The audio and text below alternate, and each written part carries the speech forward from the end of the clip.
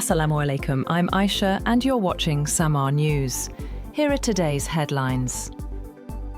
Russian investigators say that 7 people have been killed and at least 10 wounded in a Ukrainian drone attack on a chemical plant in western Russia. The State Investigative Committee described the attack in Smolensk region as an act of terrorism by the Ukrainian military and said it would seek to identify those responsible. Both sides in the 4-year-old war have staged frequent cross-border attacks on energy, industrial and military facilities. A Turkish F-16 fighter jet has crashed shortly after takeoff in western Balikesir province, killing its pilot. Turkish authorities confirmed that the aircraft lost radio contact and tracking information minutes after departure, prompting an immediate search and rescue operation. According to a statement by Turkey's National Defense Ministry, the F-16 took off from the 9th Main Jet Base Command in Balikesir. Shortly after departure, radio contact and tracking data were lost. The ministry said the wreckage was later located following a rapid search and rescue effort. German Chancellor Friedrich Merz and Chinese Premier Li Qiang said in Beijing that China and Germany want to deepen cooperation as Merz began a visit aimed at resetting ties amid a widening trade imbalance. Merz told Li that Germany attached great importance on maintaining and deepening its extensive economic exchanges with China, its largest trading partner last year, while emphasizing the need for fair cooperation and open communication. Li called on both sides to work together to safeguard multilateralism and free trade.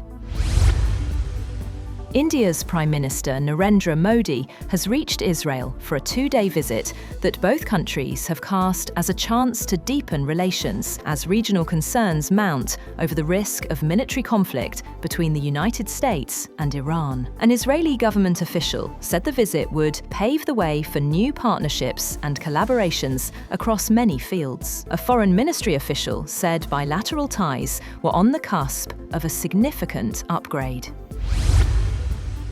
US President Donald Trump has boasted in his State of the Union address that he had ushered in the golden age of America, seeking to project an aura of success despite sagging approval ratings and deepening voter frustration ahead of November's midterm election. Trump spent the first hour of his televised speech focused on the economy, saying he had slowed inflation, driven the stock market to record heights, signed sweeping tax cuts, and lowered drug prices. The 79-year-old's speech lasted approximately an hour and 47 minutes, breaking the record he set last year for the longest presidential address to Congress. Trump also briefly laid out his case for a possible attack on Iran in his State of the Union speech to Congress, saying he would not allow the world's biggest sponsor of terrorism to have a nuclear weapon. In his speech, Trump pointed to Tehran's support for militant groups, its killing of protesters, and the country's missile and nuclear programs as threats to the region and the United States. He accused Iran of restarting its nuclear program, working to build missiles that he alleged would soon be capable of reaching the United States. The US Navy's USS Gerald R. Ford, the world's largest aircraft carrier, has docked at the NATO base in Suda, Crete, ahead of a planned deployment into the Middle East. It will join the USS Abraham Lincoln and other warships as Washington boosts its military presence amid rising tensions with Iran over its nuclear program. The stop serves as a resupply point before the carrier moves closer to the region.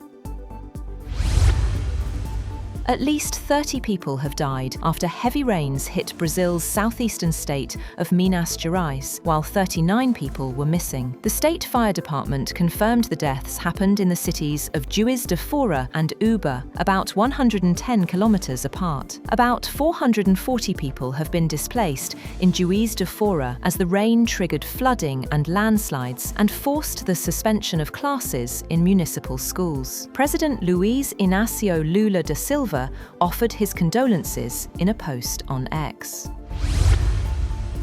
Bill Gates took responsibility for his actions over ties to late financier and sex offender Jeffrey Epstein in a town hall meeting with employees of the Gates Foundation. These comments by a spokesperson for the philanthropic group in a written statement came in response to a Wall Street Journal report which said that Gates had apologized to staff during the town hall over his ties with Epstein. According to the report, Gates told staff that it was a huge mistake to spend time with Epstein and bring Gates Foundation executives into meetings with the sex offender.